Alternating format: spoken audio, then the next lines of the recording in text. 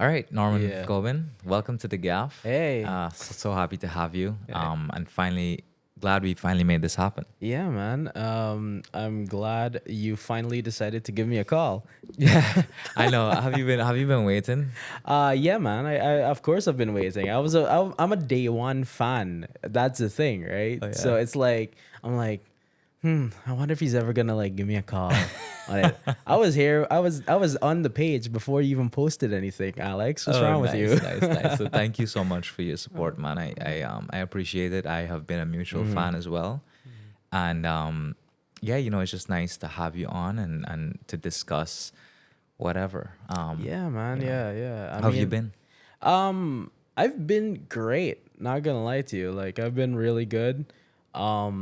I think I've been in a very good space mentally. A bit. I'm getting back there a bit creatively now too. So and I've been really excited about career prospects and development and that sort of thing too. Yeah. I am so interested to hear you say that because I feel like that what you said there with the creative space and feeling that positivity and Yeah. being in a right mental space is so important for creativity. And I think like in a creative, especially if you're doing it for a livelihood, you have such Yeah. ups and downs. Yeah. Yeah. And at least in my experience, in the beginning, you kind of start really positive and optimistic, and then you get kind of jaded and a bit, in despair, Uh, and then it sort of comes back. So, how come why do you think you're in such a good space right now? let me like you Because and you've been I. doing this for a long time. Yeah, yeah. I mean, you and I have been how long we've known each other? Like you'd say, like how many years do you think it's been? I mean, I knew you since 6 or 7 yeah, nah, it's been more than that. more. I Yeah. think it's more than that because I remember since remember when I worked at NCN, you were around you were doing your thing. I was real at E Networks, yeah, I your think, E at the time. networks a Yeah. bit and then we both kind of like followed each other's careers more or less. A lot of people even said that I sounded like you. I don't know if that I don't know if I do you guys hear it? I don't hear it.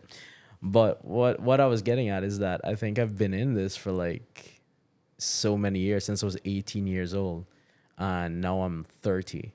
Oh wow. Like yeah, I'm 30 years old now, so I've been in this for quite a long time. And to my core, I would say I'm a very creative person. I have always loved to make things and not just make things. Media has always been my passion ever for as long as I can remember. And what is important or what I had to grow to understand is that sometimes that creative spirit and working in our current social system doesn't always align. So I've just been kind of fortunate that I'm able to do what I do and still make a living off of it. And by a living, I mean, like, people, pay me. I have a full-time job, which does allow me to work on projects, and work on projects and even work on my own independent projects too. Yeah. So I think I'm in a fortunate position compared to most creatives out there. When you say creative spirit and social system not aligning, what do you mean more in terms of like it being economically beneficial, or just the fact that our culture isn't really accepting of creativity? I think it's a bit of like everything because it's like, all right, so you're a creative person. Do you feel creative all the time? Do you like, No. you don't, right? Like you have these moments where you're just like stumped. If you got to write a script, you're just like, oh gosh, nothing is really flowing and that kind of thing. And what makes it worse for me is like when deadlines are there, is like, shit, can I curse? Yeah, of course, absolutely. This isn't censored at all. Yeah, good. Yeah, like shit. Like I really don't want to do this, but you have a boss or you have superiors, you have people who are waiting on you to do this, do that, but and then you kind of gotta like force yourself to go through it, and you're so self-conscious all the time. You're like, man, I could have done this better if I was on top of my game, or I could have written this differently. And sometimes you don't even know it till after the fact, and it can take a drain on you mentally.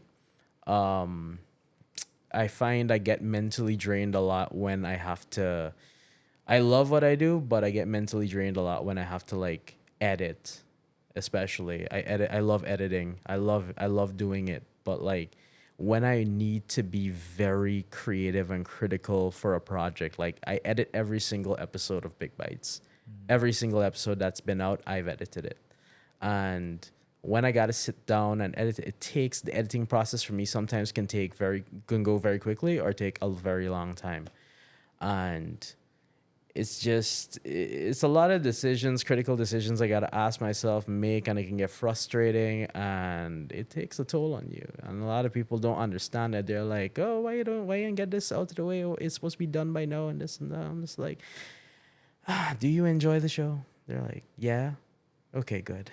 Yeah, but that's the kind of thing about the creative industry, right? It's that when creativity meets financial opportunity, especially in a place like, well, all over the world, not just Guyana. It's really that you very seldom have the chance to hit the mark, like even 20% of the time, because you're always on somebody else's dollar, right? And you're working with deadlines, you're working on the pressure, and it's like it's either you are making money or you're being as creative and have as much time as you want, but there's zero guarantee. So I think that's just a compromise, we all end, which obviously that we all end up having to make at some point. And it's a sad reality too, because I feel like we often are caught in this place where we have to prove ourselves, like something that you've made only makes sense to a lot of people if it makes money.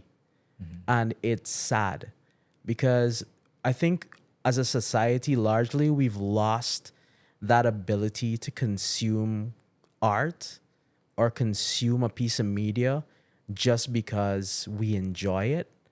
And we're not looking for like what, I mean, I granted, everyone enjoys media differently, right?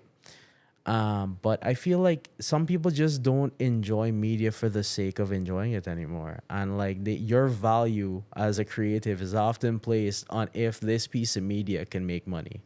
And you sometimes take that and apply it to yourself. And you are so critical of yourself all the time.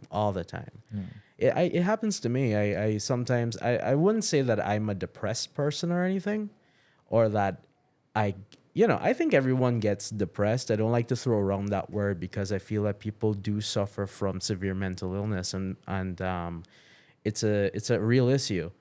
But it does get you down sometimes. Sometimes, 100%. yeah. Sometimes you feel like what you're doing doesn't make any sense. Story of my life. A story of your life, actually, right? Matter of fact, I think the pressure to especially doing it as a business. Yeah. The pressure to not even deliver. I mean, like I think I'm at a stage where I've accepted that, I think I've accepted that it's 9 for them, 1 for me. Whereas like 9% of the jobs will have to be something I'm not to my core passionate about. I have to deliver a high standard, no doubt, but it's not something that necessarily drives me. But it has to sustain my business and my livelihood. And then having that 1, if so much, out of 10, where I can focus on a project that I find meaningful and, that sort of just lights me up from my core, that's a very seldom thing. And I think I've come to the point where I just feel like that's just a reality. I don't feel too jaded by it, but it definitely, to what you said, it kind of, it does depress me, and it does make me extremely stressed. And when I go through these stages of stress, it really hits hard. I think it like it's tough to manage mentally and like sometimes physiologically, because you're sort of, even if you're doing well, it's just you always sort of think about the future, and you're kind of like this really wouldn't last forever. You know what I mean? Yeah. And with media is like an ever-changing landscape for us. Yeah. It's like one day this thing could be trending, and It's a hype train, which is kind of annoying. Yeah, I kind of hate the fact that most of in Guyana especially, our media consumption is based on a hype train. Because like in countries with higher populations, you find that there's an audience for everything, right? Yeah. You find that okay, no, if I put out a good product and it's really good, I'm really passionate about it, and I put my all into this thing, a group of people out there gonna gravitate towards it and love it, right? But over here, because of our small population, or everyone seems to gravitate to only certain kinds of media, and you always got to be in this constant state of trying to make everything trendy, or being a slave to the numbers, or watching the view count and watching the likes, and trying to get the right hashtags and get the caption okay. And it sucks sometimes, man, because like sometimes you just want to make something great, you love it. How many times have you like made something, right? You personally think, oh man, I love this, I hope it hits, put it out there, doesn't hit. And then the one thing, that you were just like, you just put together quickly, you just didn't even care about it. That was just like, it just blew up, you know? So it's like, what really is good, you know? Yeah, no, definitely. And that's kind of like the reality of the platform and the algorithms and all this. Well, obviously, people obviously have, they appeal to certain things appeal to them. Yeah. Even with this show, I mean, like I do this really because I enjoy it. I don't have any sponsors yet. I mean, I'm not actively pursuing at the moment, not because I don't want to, but because I feel like once someone signs on, which I would like, I just want it to be sustainable, but I feel like once someone signs on, I'm kind of like a bit limited in my What you total can- free reign. yeah. What can I can say or What you do? can, Not that I do anything I know what you outrageous, mean. by the way. I know what you mean. Like people who are like a million times like more liberal than I am are sponsored, but I just feel like I have Joe a Rogan? responsibility. No, I mean, But I even get it, locally, I even get it, I locally. get it, I get it. But like it kind of like there's a lot of opportunity, and people will say, oh, why don't you have this guest on, because this person will be outrageous and have like a ton of, and I'm like, Sometimes well, it's not about the laughs, man. Like, yeah, well, that's the thing. Like yeah. I just genuinely don't want to go down that road, not because everything with the person. I mean, I'm happy to talk to whoever, but I don't want to do it for that reason, because I think then it takes away from the genuineness of actually connecting with people. And maybe when I'm ready, I will have a conversation with that person, whoever he or she may be. But it's like, to do it because that person has said something outrageous and is now a trending topic or something, it kind of just feels a bit like cheap. It feels and you find that most of the content we consume these days, or people are doing, often feels cheap because it's following a trend, it's following something that's topical. And like they can be like, oh, how many times you have you seen like a party being held in Guyana, and it's this person got one popular song, and then they would spend millions of dollars to bring in this one artist because of this one popular song that's just, and I'm just like, wow. I mean, I get it, it appeals to people, not knocking anyone's media consumption, but sometimes it's I wish people would take the time to just like try to see what else they may be interested in. I think a lot of people shut themselves out of different kinds of content, different kinds of media, for whatever reason. What do you think are some niche? I mean, surely there are some like small groups in our society that, that cool things are being done that people aren't necessarily jumping on right away, for whatever reason. What do you think are some things that people can like get more behind, in your opinion? I don't know. I really don't know at this point. I mean, I remember years ago, right, when watching anime was very niche. Yeah. Like I remember, But that's grown over the past couple of right? years. It's that's what I'm saying, right? It has grown a lot, because to the point where now we have yearly events, we have yearly anime expos that people host, and a large amount of people go to.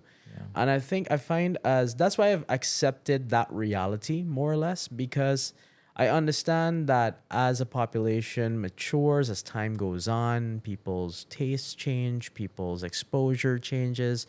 So you never know. Something that might be niche today, in the next couple of years, because of people like me or you, people grow to love it some more. We might not be around to enjoy that aspect of it, but sometimes we gotta do a little part.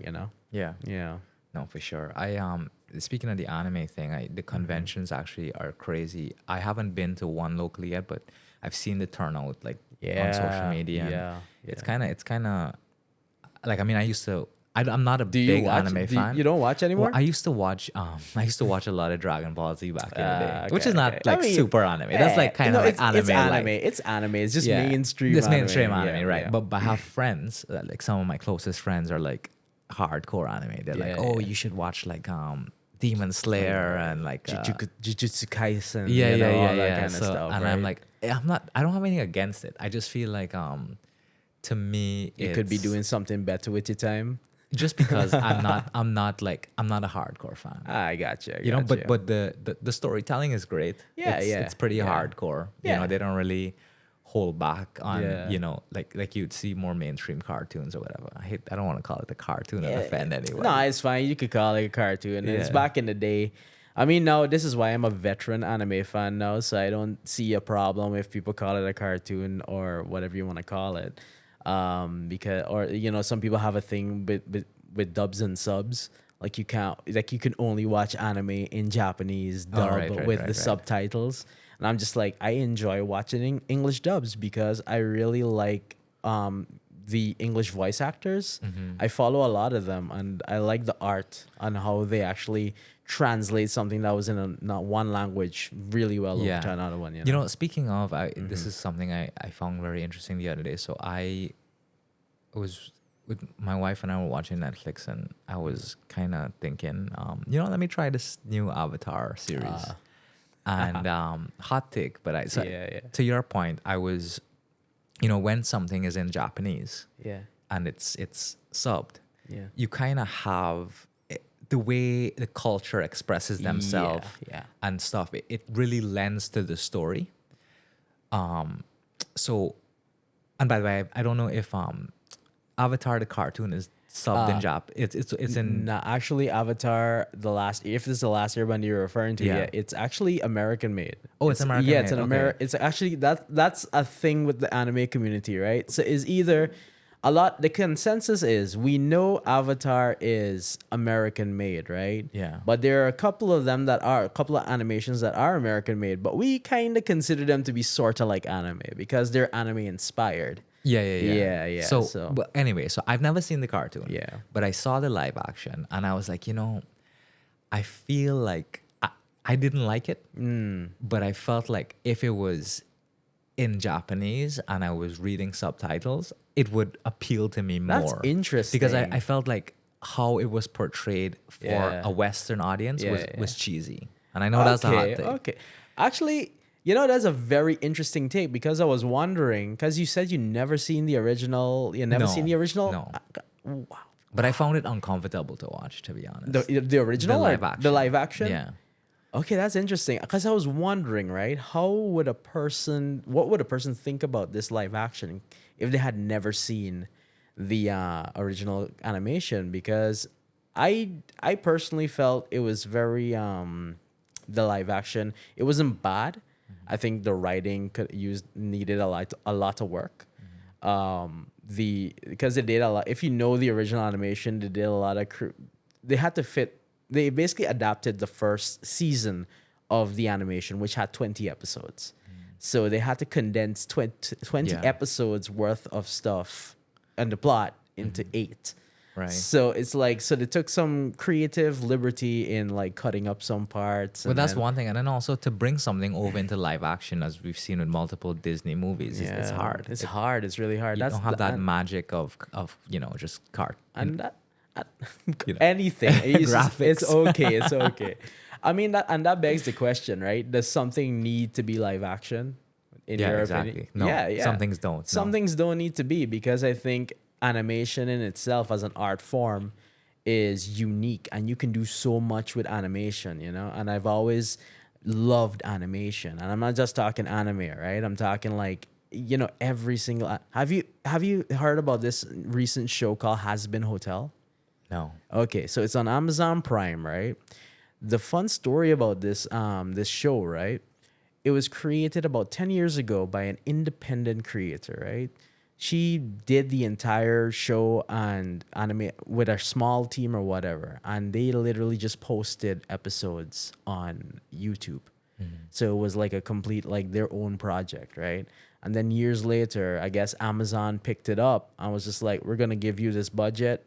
You make this show into like something high with the budget, high budget, and and Has Been Hotel came about. It's a very interesting show.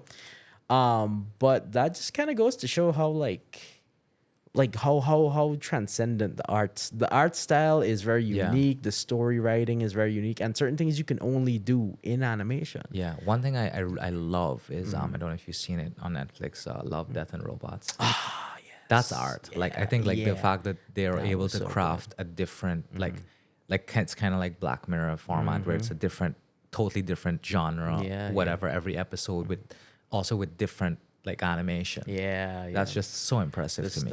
And there's like so many different styles and ways you can do Exactly, animation, exactly. right? And So- to me, that's like the whole like thing about animation is that it's so diverse and expansive, and then it gets really deep too. and then it does, yeah, that it does, Yeah. it does. Like, But yeah, so just to go back to you quickly, you're most known. Well, right now, Right you're now, known for a lot of right. things, a lot of good things, but right now, you do the show Big Bites, Yeah, which yeah. is taken off, and you really putting the Guyanese culinary experience on the map.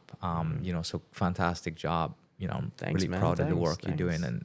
and I guess I want to ask you a few questions on that. Let's talk about that Yeah, for a yeah, bit. no So problem. What exactly inspired that? I mean, like to do like a food show, and the reason I ask is because I keep saying on this podcast that I'm such a food critic, and Yeah.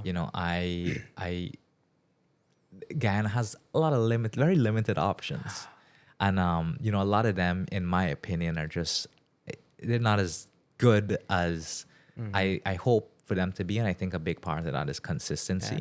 Yeah. So how do you sort of do a food show and then are able to keep it interesting and as dynamic as you do? All right. So hold that thought. So I got a lot to say about just like Big Bites and just the food culture in Guyana generally, but the initial like question why did I start Big Bites, right? Like I told you earlier, I'm a creative at heart. I love to I love production, I love making stuff, I love making videos, that kind of thing. But I'm also I'm a foodie. I love food. I love eating, and I love appreciating and enjoying food. I think food is more than just something you have to fill your belly. I like I say, I appreciate art. Like we established in the animation, we talked about media and content. So food and production to me are like two things I actually love, and I love to experience food. And I had the idea to do like a food show for years, like since back in like 2018. And it was something I wanted to do more independent, but things were never right, and you see yada yada, you know how it goes. But then I got a job offer from MTV to come on to head their production department. So I took the job, and then I developed the idea further through them using their resources, which I'm thankful to them for buying into the idea. Originally, they were not too sold on the idea of a food show, because they're like, I remember I had the meeting with my boss, and he was just like, I don't know. I don't see how a show with you just eating food, people would enjoy it. And I was like, trust me, they're going to love it. And, I pushed for it, and we did a pilot. I remember our pilot, we did it at Outside Lounge. It was kind of bare bones. And it didn't come out exactly how I wanted it. And then just one day, one of my co-creator, Joshua Haley, he came to me and he brought a piece of wing from Rye Rice. Rye Rice in Diamond, right? I don't think I've ever Yeah, you been never there. been to Rai Rise? No, Rai I don't Rise think is so. in Diamond, man. So he made something called it was a the hottest hot wing in Guyana, right? Wow. Yeah. So I got a try of it and I almost died. So then we were like, maybe we should contact this guy and see if we could do a shoot. And contacted him. He was super accommodating, invited us over, and we did a whole challenge video of trying to eat this spicy wing, and it was hilarious. Yeah. And then the show kind of just took its own form from there. And I'd never like to call it like it's a food review show, because I don't think that to review food in this country is hard. First of all, I'm gonna tell you why just now, but that's why I call it a food adventure show. Yeah. Because it's about the experience. I want to highlight the experience, whatever that experience is. If that experience is going to a high-end restaurant or if it's going to a carne shop, Yeah. that is the experience. The food may be good or great. Let's see. So I go and I have an adventure. So that's Yeah. what I call it. I think it also gives you more room It to be does. creative and to sort of form the show that goes beyond just, like you said, reviewing and Yeah. being a food critic, Yeah. which is a hard thing to do in our society, being so small. I think Mm-hmm. Yeah, I think yeah. like if I went to, I'm making this up, Norman's Fish and Chips, and I was doing this video and I said, oh man, this food tastes like shit. Like the Yeah, fries are bruh. cold, and I kind of, it's not so much that it's not nice. Like I feel like once you're in the food business, you're open to criticism. I think that's fair. Yeah, that is fair. That is fair. But it's kind of like you kind of will go through that so fast Yeah. that it either becomes, oh, I'm just here to see this guy mess up another restaurant and laugh, or it's like you just become destructive to the industry. And I think we're not there yet where food can be criticized, even in a constructive way. Because once media gets a hold of it, it can spiral. So it's so one of the things I realized very early on when doing the show is how much responsibility I have as well. Yeah. Is how much my words can affect someone's livelihood. And I think understanding and recognizing that was pretty important for me doing the show. That's why a lot of people don't notice I don't just turn up to a place to review the food. I kind of do my own research beforehand. I don't hardly people would know if I have a food from them, like to say that I'm gonna come, right? So if I have a place in mind that I want to check out, I would either go beforehand or have someone go for me, get me a sample of something. I try it myself. If I feel that okay, they have something here, or if the concept of the place is good for a story, then I'm gonna go and approach them and be like, hey, you guys want to do something? There are also many times where people approach me and they want me to do a video for them for promotional purposes, obviously. I can confidently say almost every place that I've been to on Big Bites has been a place where I genuinely thought the food was good. There was only about one or two places where I would say it's more like promotional, because the individuals, they were really on me to be like, hey, we want you to do a video. We want you to do a video. And I was just like, okay, I'm going to come and I'm going to try my best and do it. Not that the food was bad. It's just that it wasn't like, for me, it wasn't anything that For sure, special, for sure. you know? Yeah. Um, But I respect it, because I Yeah. think it's like at the end of the day, you're still putting business on the map. And I told this to Stacy Rahaman as well. I said, I think you're so great in that you go to all these places and you bat so hard for them. Yeah. And really and truly, I've been to the majority of the places you go in.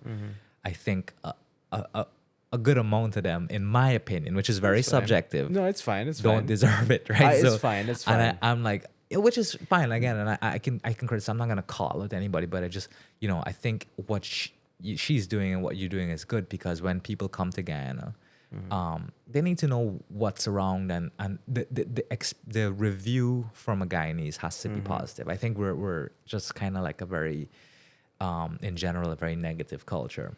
No, but So like the I can tell positivity is good. positivity is good. But I can tell you something as well. It's that I have a very controversial opinion when it comes to food in Guyana, and that is I'm gonna probably get in trouble. Not in trouble, but not. But I'm gonna like. I'm not. I've made this known publicly before, but I want people to understand how I do the reviews. I think generally for me, food in Guyana is pretty boring, right? I could get on that. Yeah, I think it's very boring. I'm not gonna say food in Guyana is bad. I just think it's very boring food, because it's the same thing over and over again. Yeah. And when I say food in Guyana is boring, I don't mean food that we make is boring. Food that is being sold to us through a lot of establishments, a lot of restaurants, are pretty boring. Because everyone wants to play it safe. Yeah, Everyone wants. there's no creativity. There's no risk. There's no like There's I'm gonna nothing. wow you. Yeah, there's And nothing. I'm gonna really explore but to that point though, is that like a cultural thing, or do you think that's more the fact that people just don't have that exposure? Because food is a globally Yeah, like influential thing. yeah. Where these dishes kind of are, there's influence from these cultures and these like areas and regions, and we kind of have like our palate is very like fixated on I call it kind of the box food culture, where it's kind of like you just need a ton of rice and a piece of chicken and you're good. And you're good, and that's just not good at all, because I mean It's kind of- affordable. I mean, it's that's affordable. the thing. It's cheap. Affordable, So, and that's the problem. A lot of people they tend to look at food in this country through the lens of how affordable is it. Yeah. But there's a ton of different factors that go into our food, why our food culture is the way that it is. I can't blame neither the restaurant owners nor the consumers, because I feel like both of them are equally responsible for that. I would say that culturally, as Guyanese, we're accustomed. We like what we like. Yeah. We like our food. We like the bold flavors. We like the savory flavors. We cook up. We curry. We roti. We staple foods. We like tasting all the salt and the spice and all these different things, right? And we bake and we fry chicken. We love that. We love our fried fries, food, yeah. fried food and that kind of stuff, right? So it's kind of hard, especially as a restaurant owner, when you're looking at not just making good food, but you're looking at how your business has to be profitable. Yeah. It's like I can't come out here and sell, and this is why I say kudos to people who are trying different things, because I know certain things are now catching on. Things like sushi and that kind of stuff are now kind of catching on. So that's why I say kudos to those people that are trying new things. But generally speaking, it's kind of hard for a restaurant owner to be like, yeah, I'm gonna specialize in Italian food only. Yeah. And then I'm gonna like refine this food to the point where I'm gonna sell this, and then the average Guyanese person come here and it's like, yeah, I ain't really feeling this. I ain't really like this too, this too. Plus it's expensive too. And I often tell people too is that, and restaurant owners as well, I feel a lot of them overcharge on their foods too. I'm not saying everyone, and I'm not saying certain people, but I think a lot of times it could be a little bit more affordable. It's just that I guess if you're at a certain restaurant, maybe they gotta pay rent. Yeah. Rent is high, that kind of thing. That's why I say a country's economy often dictates 100%. their food culture as well. Yeah, 100%. You know? Which is why, like I said, it's Yeah. it's a disposable income thing, and Yeah. and it's not shocking, but it's unfortunate because you kind of go to Yeah. other places like even Trinidad. They have a wide variety of options, but they have Yeah. a bigger middle class, so you have more people able to afford different things. Exactly. So that's why, like, even depending on like the restaurants I go to over here, if I go to like a high end restaurant that is considered high end, and I have something that they make. Let's say they make something that's more foreign, and it's a bit on the pricey side, and it's still just not that great in my opinion, because you and I have both traveled. We've had the same thing in different countries that tastes 10 times better. Like steak, for instance. Yeah. Like that's why I got to contextualize things when I say this is pretty good for Guyana. Yeah. Like, so that's why, like, if I go to a restaurant and I get a steak and I have it and I'm just like, you know what? Sometimes I don't say, but I hope that people get it. Is that I hope that, so I would say that, yeah, this steak is decent. It's good. It's a good steak. But I'm in my head, it's like, this is what you can, this is the best you could probably get in Guyana. Like, imagine I go to the US and I go to one of those regular chain steakhouses, right? Like you said, Outback Steakhouse or something. And then you get a $20 steak.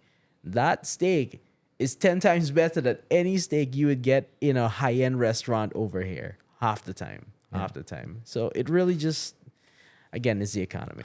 Even though those things are true, just the sidebar our conversation, we'll get back to big bites in a second. Yeah. But even though those things are objectively true, do you think the language we use to say things like that maybe disparages Guyana?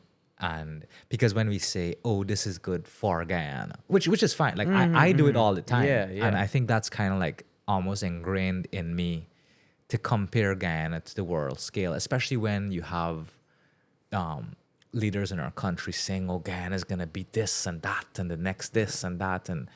And we should all be optimistic. I'm not saying we've been doing it long before that, by the way, but you think our language, just in general, the way we speak about Guyana is sort of in many ways self-sabotaging and harmful? That is the $1 million question, right? Because where is the line between being critical and is true critique you can get better, or telling a pretty lie? Yeah. You know? I respect that. That is I believe critique makes people improve. It's made me improve over the years. I've the amount of critique that we've you as well, how critical people can be, Yeah, definitely. Yeah, I mean, sometimes you gotta just open up a average Guyanese comment section. The worst place on The earth. worst place on earth. I don't care what anyone says. It's rough, and but sometimes you got to know how you're gonna take those critique. Are you gonna like take it to heart, or are you gonna analyze it and be like, okay, they have a point here. Let me just reflect on this, see if I do indeed need to make some changes or do something. There are certain critiques people just give me all the time where it's like, oh, they're gonna be like, oh, why do you talk like that? I'll be like, what do you mean? They're gonna be like, you don't sound Guyanese, and I'm just like, I don't know, man. I don't know what to tell you. Yeah. I just because I have this thing I kind of subconsciously go in and out of, sure. like I try to speak standard English. Yeah. But everyone thinks, oh, he's speaking in an American accent, Yeah. So like to their ears, I'm talking like this so all the time. But I have a particular way I speak. I guess some people think it's foreign, but which comes back to my point: critique. Yeah. Do we critique or do we tell lies? I've been struggling with that lately. Not struggling in the sense of like, oh, it's like been a burden on me, but how I rectify critique with the gaff, because the podcast, it's very liberal. I mean, Yeah. like to me, I feel like it's because it's not live. I think people get the chance to just say whatever they want to say, like without thinking, oh, I need to watch every word. Yeah. And obviously, I think like I'll respect a person's opinion as I do mine. I mean, like we're all entitled to our opinion. But so I've posted a couple clips online, and as more people start to watch, and there's more eyes on the podcast, there's a lot more critique. And so the thing I like about the gaff is that we can sit down man to man, or man to woman, or woman to woman, and have very open, frank, candid conversations. Yeah. And we can agree to disagree, and that's fine. But when you sort of are in the comment section, you can say whatever the fuck you want. Oh God. You know, and like, and it's almost like you say it without, you say it without any remorse, or any intention of being wrong, or you know what I mean? Like, you're not open or vulnerable to have a discussion. So, and I found in a few instances, like, people would disagree, and then they would like sort of, they would just sort of say things to appeal to the brigade, the outrage brigade, right? And it's like, when I'm like, okay, I let's talk about it, then they sort of run, you know? And it's like, well, you never really wanted to come here to discuss this. You just wanted to come and tell me that my opinion is wrong and you're right, and F you, I'm out, you know? Yeah. And it's like, I guess that's fine. You're entitled to do that. But then it doesn't really do anything for a conversation. And then my thing is that if I just ignore every comment, you know, I don't want to also put myself in a echo chamber where I'm like, okay, I'm just going to disagree with everyone that disagrees with me and F them. Yeah. It's more like I kind of have to manage who to take and not. And then, and even processing the depth of what people say is kind of tough, because you don't want to waste too much time and energy on comments that don't make sense. So I'm sort of struggling, because I want to give people, I sell this as an open forum, but I guess it's so hard to just have a proper discussion in the comment section. It's I would say a rule that I made for myself is never engage anyone in the comment section for too long. Yeah. The comment section, Because it just becomes who has the last word eventually. Honestly, it does. Comment section in general, they can be very toxic. And it's not just in Guyana, but I find the Guyanese comment sections are the absolute worst place you can be. It's absolute hell most of the times. You got people just blatantly cussing you out in these comment sections. You got like somebody say, "You's a dumb mother," and I'm just like, calm down. Like, bro, you could just tell me that you don't like this or you don't like that, but they get very, very like insulting. Like they call you your mother this, you the love call you a dumb skunt, you dumb skunt, that kind of thing they just call you. I remember one time I did a TikTok when I went to that Brazilian restaurant, right?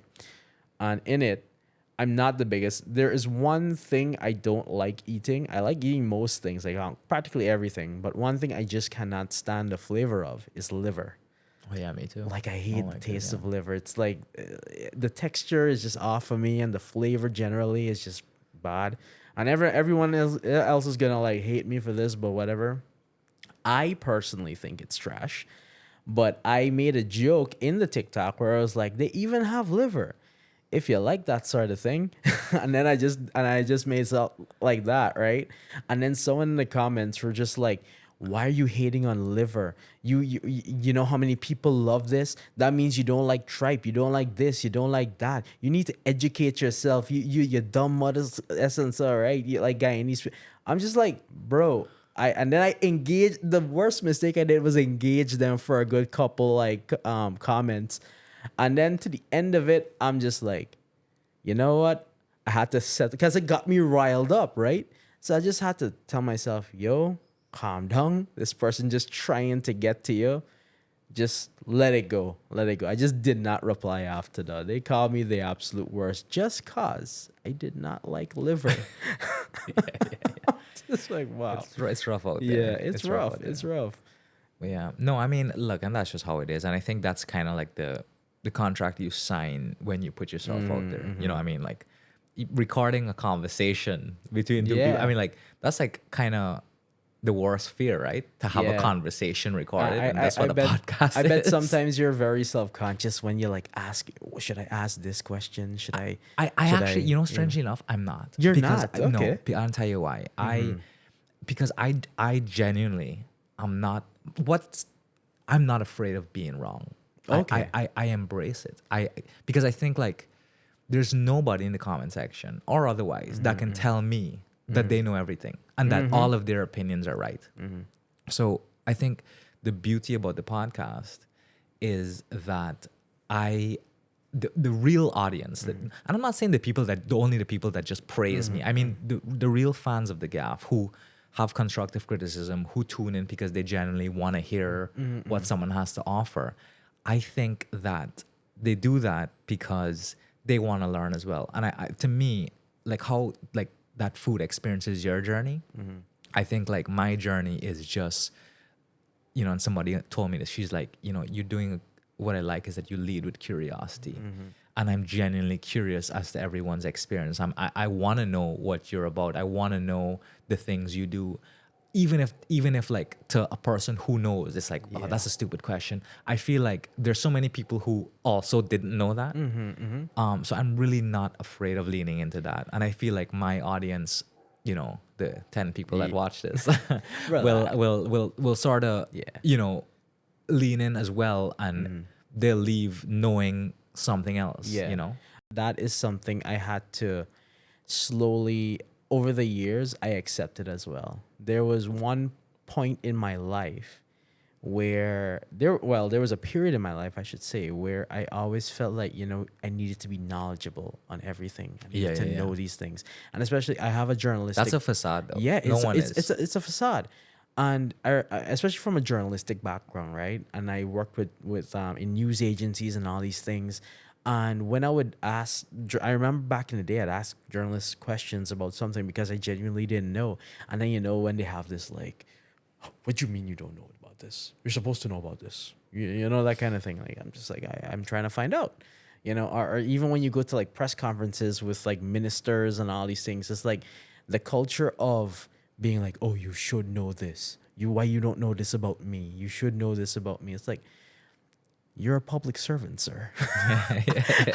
I don't have to know every single detail about you or your life, right? I don't expect anyone to know every single detail about me.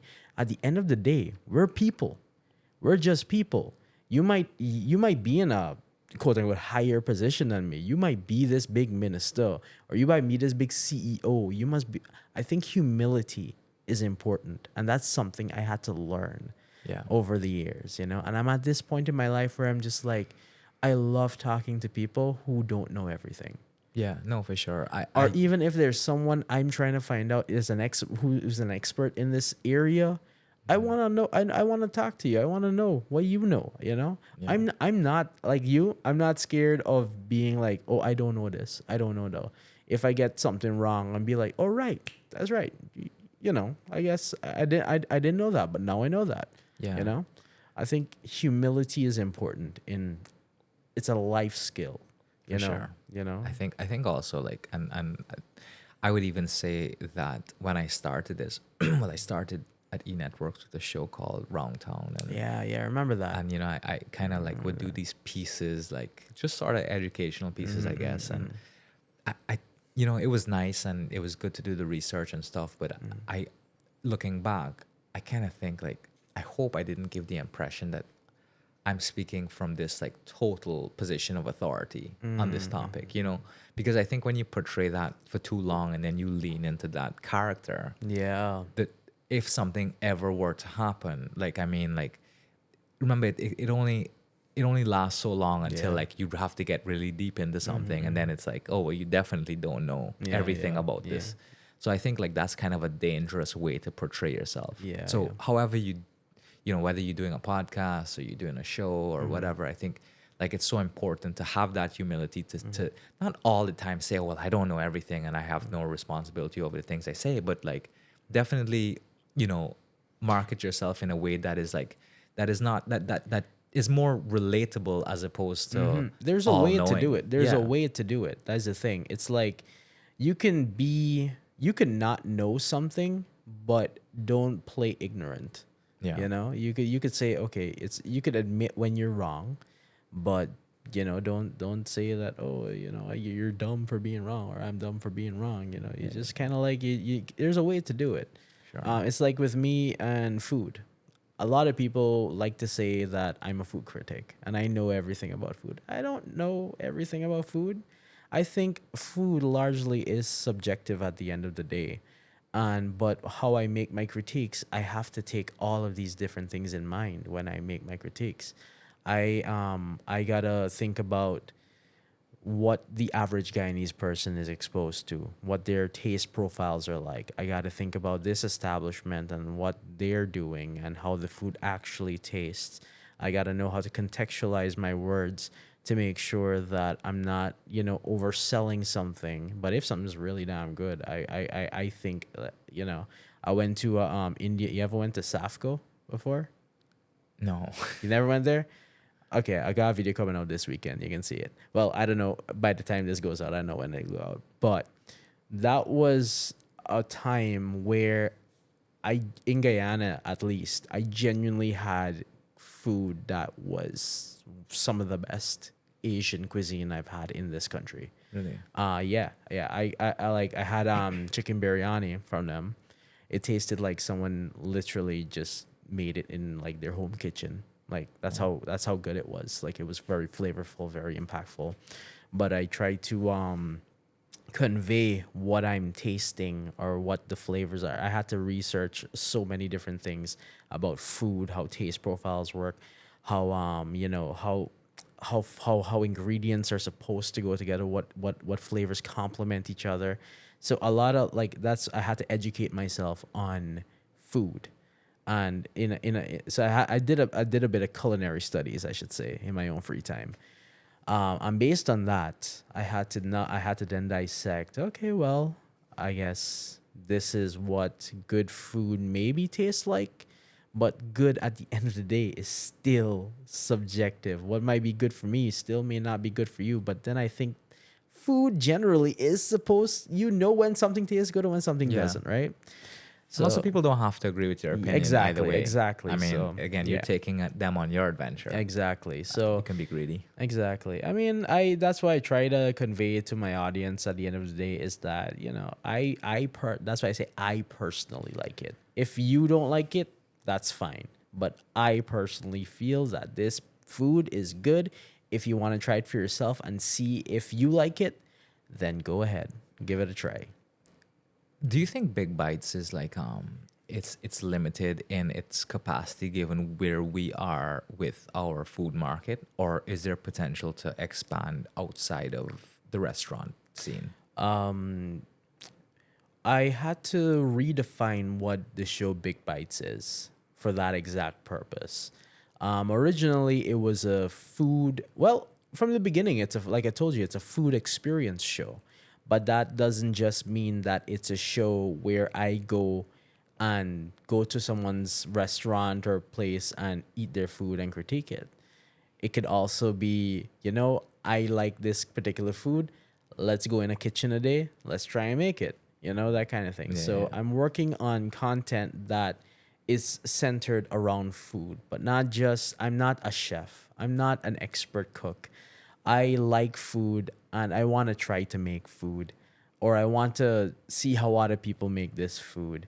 That's why I also try to tell a good story as well. Just so it's around, like, food is just sometimes it can be the main attraction or the accompaniment to a bigger story. Yeah. Like I don't know if you saw that one episode I did where I went to a farm, Yeah. right? Good one. So that episode, I wanted to really try something differently with that one.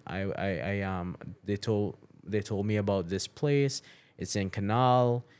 This man, he does tours and he grows his own food, his own fruits and everything. And I felt that's a great story. I want to tell that story. I want to show people the experience of going on this farm for a tour, right?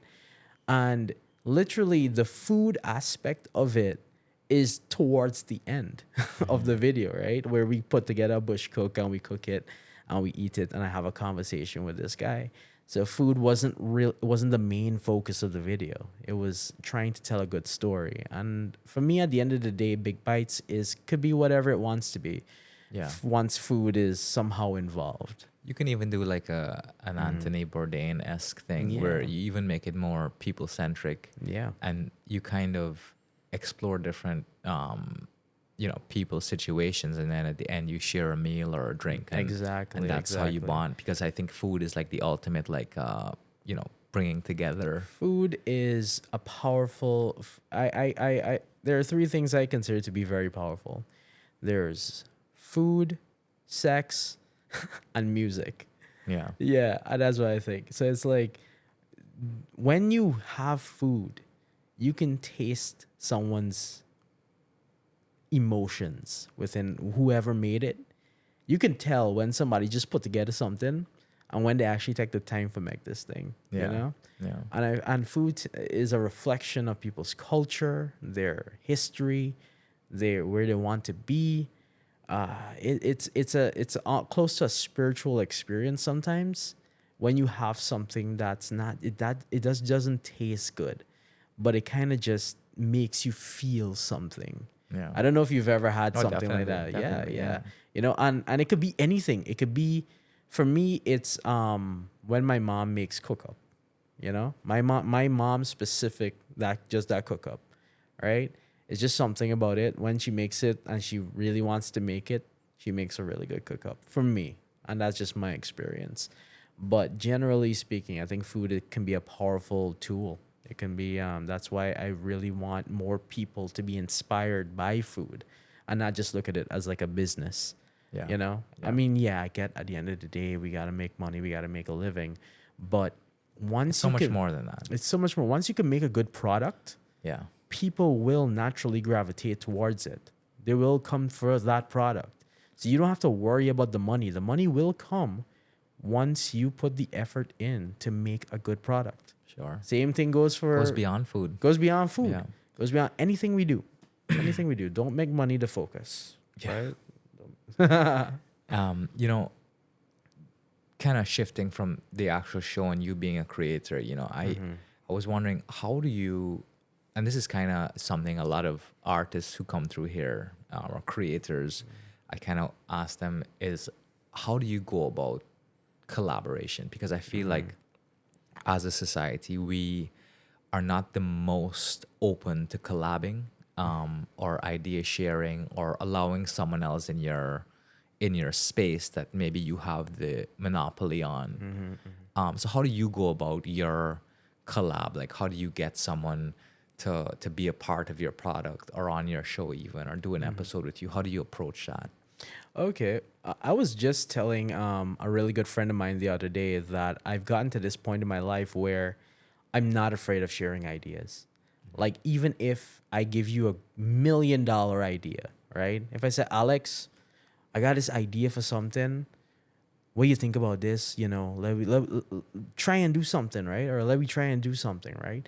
And even if you were like, you come to me, you say, yeah, let me do it. And then you take the idea and do something for yourself. I don't mind. I don't mind. Because at the end of the day, I don't think the idea is really what's valuable. It's the execution of that idea. You know how many times I think people have so much of the same ideas, but it's how you do it.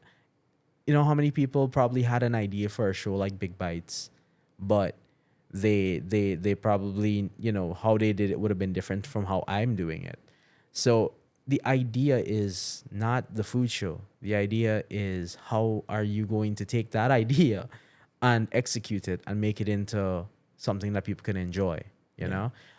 Anyone else can go and start a food show. They might find a whole new different way of doing it. They might lend a whole different new personality. So, you know, the idea and the execution is what's important. When it comes back to how I get, like, how I decide who to collaborate with or who I want to work with, I think that largely comes back to, there's a variety of factors, but generally it's like, can I work with that person? You know, are they good to work with? You know, for me, it's not about, you know, pride or money or anything like that. You know, I'm just like, I like if it's someone who I know is passionate about making things as much as I am, then hell yeah, I want to work with you, or hell yeah, I want to collaborate with you on something.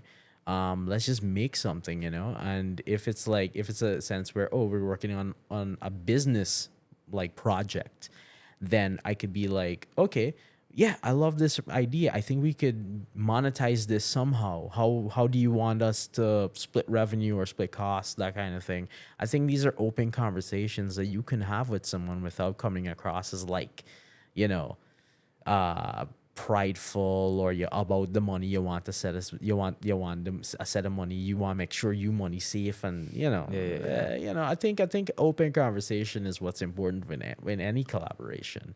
Sure. Openly saying, hey, I want to collaborate with you because I want your audience to be exposed to my audience, or and I'd be like, perfect. That's fine by me. I want my audience to see who else is out there. Yeah. If they might find you interesting, or I want your audience to see me. So again, it comes back to people's. I don't know why people have this pride thing with them. They don't want to like work with somebody because of this, or they're haters. Yeah. Like, okay, like Alex doing his thing. Okay, he's doing his thing. Let me do my thing.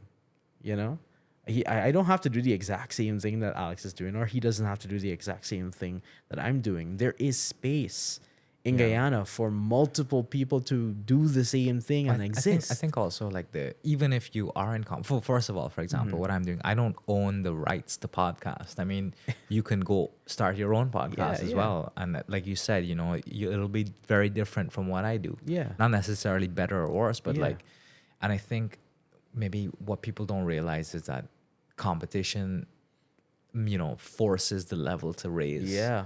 I think we as a society, and I have this idea of, once we are first in on a market, we started no This is beams, mine. This is mine. This is mine. Don't come here.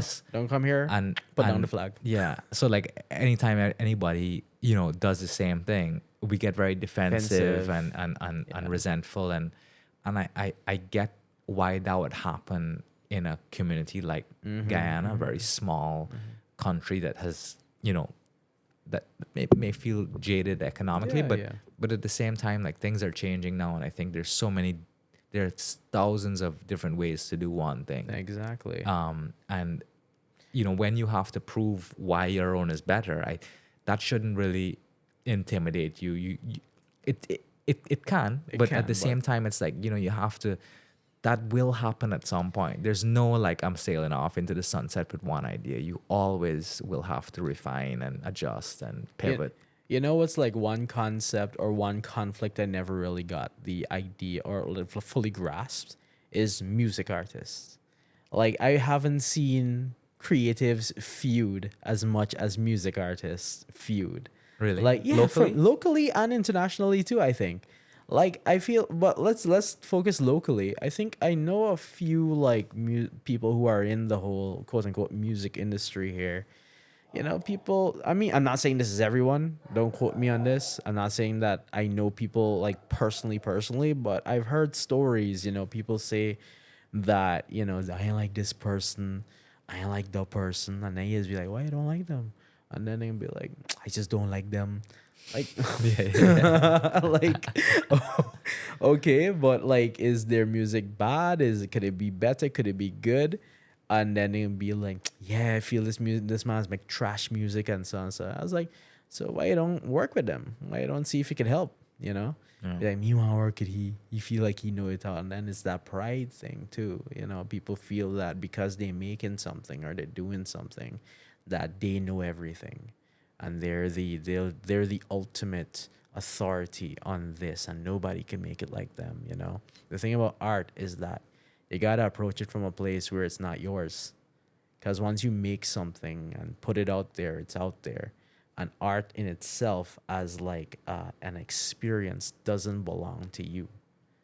I like to think of it as this sort of energy that everyone can tap into, and then use that energy in whatever way that they want. I sound like a hippie right now, but no, it's a good way to look at it. Yeah, that's how I look at it. It's a way that's not defined solely by like it's creativity is free. Yeah, it's free. Anybody could use it's flowing. it. It's flowing. It has a flow. You tap into it. You use it for yourself and interpret it in whatever way you want to interpret it. Don't approach art solely because you want to make something that sells. Again, it comes back to the whole money thing, or why people make stuff. People want I'm so like. What kind of music are you into, if you don't mind me asking? Like, what do you listen to on a daily? You'd say. I mean, do you listen to music? I would say, oh yeah. definitely. Yeah, My music taste is very diverse, but I listen to a lot of dancehall. A lot of dancehall, Yeah. really. I never would have guessed that you're a dancehall person. Probably that's like Damn. my most listened to genre. I love Really? dancehall. Really? I am a dancehall fanatic. Who's your favorite artist, or do you have a favorite artist? I wouldn't say I have a favorite artist. I mean, and it always changes. Like I'll listen. Strangely enough, I listen to a lot of the women. Like I love like Shensia. You like Spice. I like Spice. Yeah, you know, yeah, I like yeah, I like the reg like Tanya Yeah. Stevens and you know, just like even Jada Kingdom, who I've just recently kind of gotten into, and the women are actually a lot of fun to listen to because I feel like they sort of empower themselves through the genre, Okay. which is traditionally very male heavy. Gotcha. But yeah, no, I love dancehall. You love I dancehall. Okay. I've grown to appreciate dancehall a lot over the past couple of years. I was never a dancehall person, you know. Yeah, I was like, this is not my kind of music. You know? But what I found is that was like a more of a representation on who I was as a person. I was hating on something without fully giving it a try. You know, and I think that's a lot of us. We hate on things without really giving you it a gotta solid you also try. gotta 100%, and you also gotta see it for what it is. You know, like a Exactly. lot of people will look at dancehall, especially like the prudish section of our society, and be like, oh well, they only sing about lawlessness and sex and drugs and weed and alcohol, and yes, they are a lot of the time. But you know, it's like it's sort of the vibe they bring. It's kind of like this posturing Yeah. that is the art form, you know, and it's like it's freeing it. I'm not saying, look, I'm not saying, oh, you should have all your kids listening to dancehall because that's not what I'm saying. I'm saying, you know, the art and what it is, the craft is very like, you know, I got my chest out and I'm like expressing my confidence and my just sort of my ability to spit flow and whatever. And it's like, like I just grew up listening to it and, you know, have mad respect for it. And I think like the cultural element of Jamaica too is like a big thing for me. But yeah, I mean, look, like you got to take things for what they are. Yeah. Like for me, I would say I listen to a lot of alternative pop, R&B. I love R&B. I love hip hop. Yeah. I love and my most niche listen to genre of music, no one can ever guess, is Irish Celtic folk music. Oh, wow. Yeah. It is That's weird. interesting. But like the original point I was getting at is that sometimes I wish Guyanese artists would tap into influences from different genres, you know, and create something that could be seen as like what makes Guyanese music Guyanese, what makes, you know, a Guyanese piece of content Guyanese content, you know. Like I think trying to reinterpret what Guyanese music is or Guyanese content is generally is very important, because I feel like it needs to sound a specific way for it to be considered Guyanese music. You know? Which is not true. And I don't think it does. No, I think don't we think so can. I either. think we can try and experiment with different sounds and create something that's different. Like I listen to Indian artist. Her name is Shreya Kaul or something like that. She makes R&B music, but she incorporates Hindi in the music.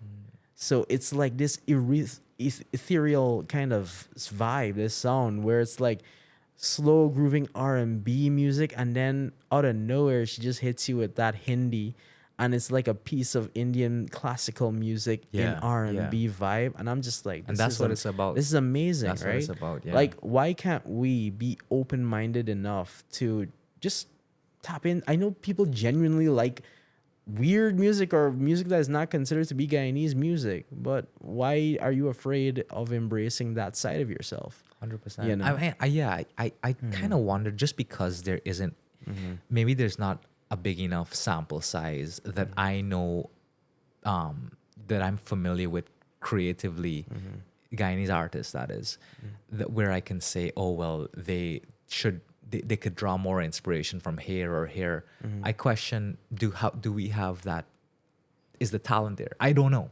Maybe it is. Maybe it is. Maybe Some it people will isn't. say definitely, Yeah, and yeah. I couldn't tell you. I'm no expert on that. But I do see like artists coming up now that I do like, and Yeah. I think that are more creative and in different ways. And I Yeah. think that's what it's about. It's about finding. It's about taking things from here Here and and here here. and here and just making your own. Like Yeah. I feel like music is so. I don't think there's necessarily much like massive frontiers to explore in music. Like we've kind of done it Yeah, all. we kind of done it all. So it's like I- you kind of now have to just, you don't have to reinvent the wheel. It's just about like cooking with your ingredients that are everyone there, uses. and you never know. You might put. It's all about ratio, you know. Exactly, It's about yeah. like if you can use 2 cups of this or 3 tablespoons of that, you know, that kind of thing. Yeah. So I think it's just. I think us as Guyanese, I think we need to, understand what it means to be Guyanese. Sometimes I had to ask myself that question a lot. When it comes to my creativity too, like a lot of times I feel like I'm not Guyanese enough.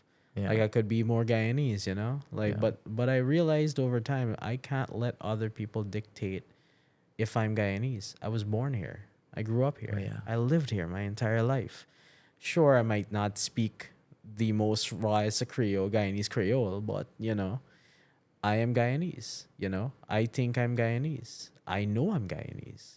And I just like things that are outside of Guyana as well. So I use those influences to make my art, to be creative. That's what Big Bites is. I watch a lot of food shows. I watch a lot of reviews from creators outside of Guyana, and I use some of their artistic direction to influence my own art. So Yeah. that's what art is. Art is just influence. Yeah. Yeah.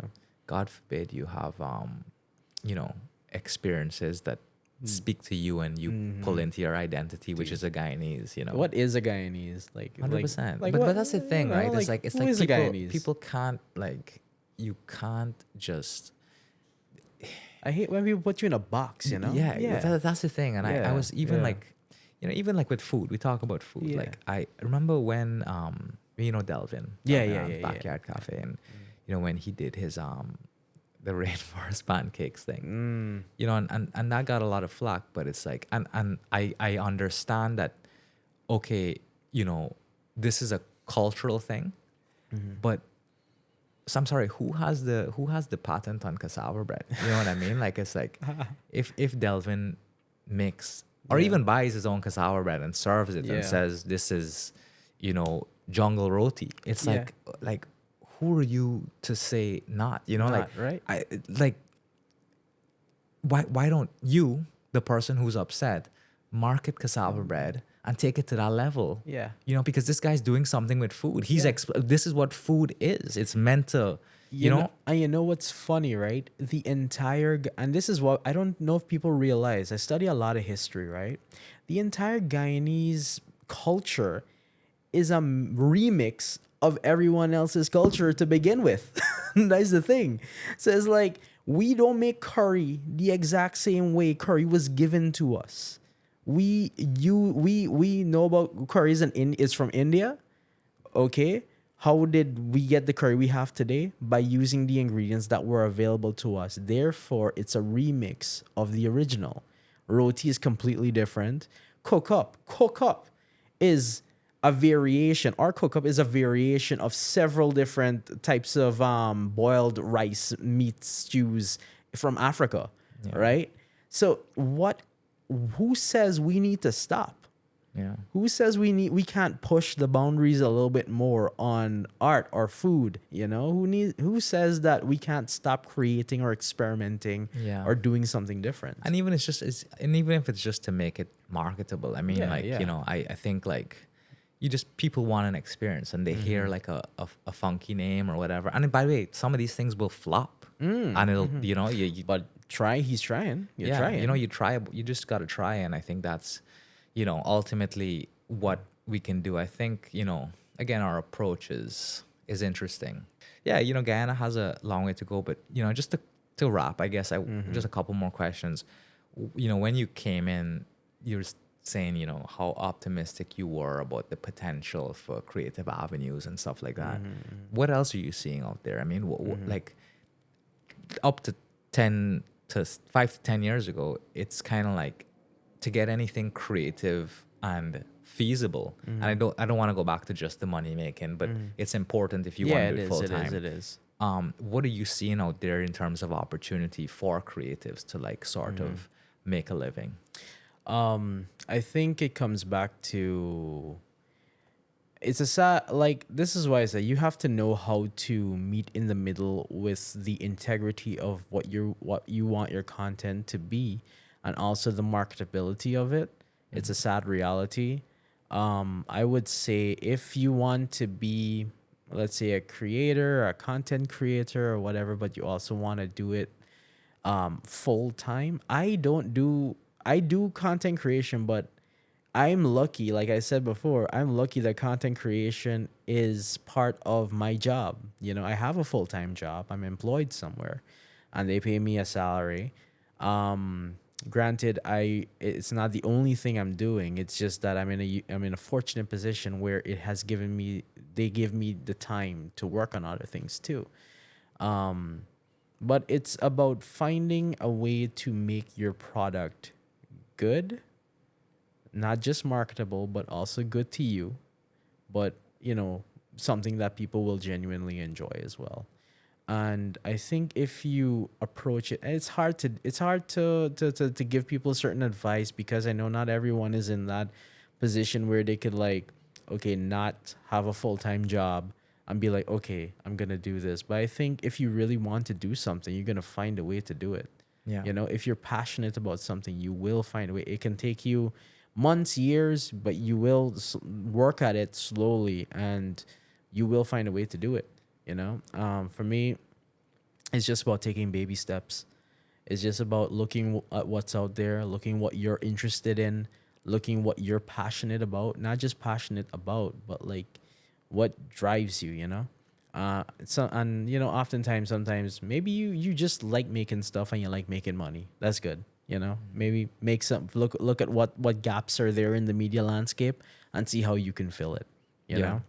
know, You don't ever feel like the creativity is, I mean, obviously you love the creativity enough to pursue it, but you don't ever feel like your need for security ever Everyone gets overwhelming. everyone wants a need for security, but you have to also be honest with yourself on what is secure for you. You know, like I remember one time someone I can't remember who it was or what, but I remember what they said. They said sometimes you gotta be comfortable with making less money. Yeah.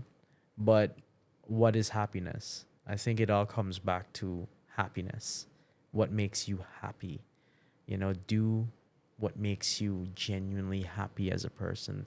I've learned over the years to find that happiness, not just in what I do or what I earn or just generally who I am. I think at every stage in my life and in my development, I think I was a happy person, and I'm still a happy person. I think if you're making $40,000 a month, or if you're making $200,000 a month, or if you're making $4 or $5 million a month, at every stage, make sure you're happy doing what you're doing, and it brings you some sense of fulfillment. Because at the end of the day, you can be a millionaire and still be depressed as shit. You can still look for whatever's wrong in your life, and you'll always find it. You'll always find something wrong. Uncle Iroh from Avatar: The Last Airbender put it the best. I think I'm loosely quoting this, where he says, "If all you look for is darkness, you will find it. But at the end of that darkness, only can you find true light," or something like that. It's a very beautiful quote. But I always tell people, you have to be content. But that's not to say to just contentness means you're not going to try to grow and improve. It just means that at every stage of your growth, enjoy that stage. Be present. Be present in that stage. Be present in your family's lives, your significant other's life, your friend's life. Make time for the people who matter in your life, because at the end of the day, we might die. One day we're dead. and then nothing matters. You know, people gonna forget about you. I often think about that. You know, Same. like I think it's an age thing. it could be, but I remember for the longest while, I would think, if I were to die tomorrow, what would happen? What would it be like? And I know that if I were to die tomorrow, people would be like, "Oh, shit, you dead." They might come to my funeral a week from that. Then they might cry. People who know me might cry a little bit, you know, that kind of thing, you know. But in a year, as time goes on, you will be forgotten about. You know what really matters? Nothing matters. But at the same time, everything that matters to you, hold it dear, and try to find that happiness. You know, I mean, everyone has their own interpretations on that, but I love that, I'm by not the a, way. I'm not a religious person anymore. I find I look at life very objectively, and I just look at the realities of what life is, Yeah. and I try to make sense of it. Treat people with respect. Treat people as human beings. You know, you don't just because someone might be in not your position or in a lower job or whatever. Everyone's people, man. Everyone going through their own life. They're going through their own experiences. Just be empathetic, be understanding, show some respect, because you never know. At the end of the day, those little gestures help your spirit, you know? Yeah. Yeah, they do. Yeah, I agree with you completely and beautifully said. I think I'm not the most religious person either, but I do feel like the universe is a greater power, and it's It all is, about it like is. it's action manifesting itself and coming around and karma and Yeah, like and some people like to take those things and be like, "Oh, I'm this holier than thou spiritual person," like the pretentiousness of it. Yeah. But it's once you have a deeper understanding on reality. well, I think the whole yeah, concept is just very personal. It's It's not very- even it's- something it's- that you yeah, even have to yeah, share. yeah. It's just this That's is what I believe. genuinely believe. That's yeah. what I genuinely believe. I believe that we should all look for the good in everyone and people, and if they're not, then we were human at the end of the day, you know. And our emotions get the best of us sometimes. Yeah, But I sure. think understanding those emotions and processing those emotions in a healthy way is what's important. And navigating life can be hard, but at the end of the day, just make sure you're happy, man. When whatever decision you make, just make sure you're genuinely happy, and just try not to put your happiness in material things, because I mean those are things people say over the years, and you just always hear it, and then you don't really understand it till you kind of get to that point. And in this age of social media, everyone's depressed. Everyone feels like they're missing out on something, and they don't know what that thing is they're missing out on is. Yeah. You know, everyone feels that, you know, I should be wearing the most expensive clothes. I should be going to all these parties every weekend. I need them girls can be like, I gotta get a man for pay me bills. For you know, that kind of, like, no, you don't need those things. Everything is an illusion, you know? Like a lot of people think I just go out every weekend or go out hold every weekend. I just have this active social life. A lot of times I don't. I'm just cool with just sitting at home working on something or playing video games or just enjoying my alone time, that kind of thing. I mean, everyone has their phases that they go through in life, and I get that. But I think recognizing what is life from as young as you can helps you navigate it a lot smoother, you know? Yeah. Yeah, I know too many people are depressed these days because they feel like they're missing out on something, and they don't have to be. Yeah. They really don't have to be. Super. 100%. Mm-hmm. I would even, I feel like sometimes I can, even be one of those people. Like, it just feels like you are searching for something that Yeah. maybe isn't even there. Yeah. And you have something that is here. You just haven't taken the time to notice it, you know? Yeah. It's one of those, people say it's a corny statement, but when something is for you, it can find you. Yeah. If you just gotta be patient, man. You just gotta enjoy what you have. Keep the things that make you happy close. For sure. Yeah. For sure. Well, Norman, man, this has been great. I guess that's a good place to end it, huh? That's a great place. I just want to say Yeah, thank man. you so much for coming by and chatting. And this has really been an enjoyable conversation for me. And I really feel like I got to know you on a level that I didn't know Like you didn't before. know me before, And that's what the right? gap's all I about. kind of wanted you to know me a bit. I don't think we really knew each other a lot to Yeah. that level. Well, Well, you know, we we knew. got Yeah, time. we We got got time. We time. got time. So hopefully, I want us to collab on some stuff and do some stuff in the future, Absolutely. man. No, You we know? definitely will. I Yeah. think there's gonna be a lot of opportunity, and you know, I wish you nothing but the best, and I'll keep following Big Bites. I know it's gonna continue to be great, and then evolve into something great. And you know, thank you for continuing to pioneer this space that you started. You know, like you're definitely one of the key players, you know, just going out on a limb and doing what you do. And I think that's so important. And it's such a role, you're a role model for, you know, the younger generation coming in, looking to do these things that just up to a couple of years ago in our lifetime seemed like impossible. Yeah. So thank you. We had to walk so you can run. Oh, we're every day Yeah, thankful. I'll tell you. exactly, man. All right, man. Yeah. It was good talking to Yeah, you. man. Thank you Thanks so again. much for having me, man. Appreciate it.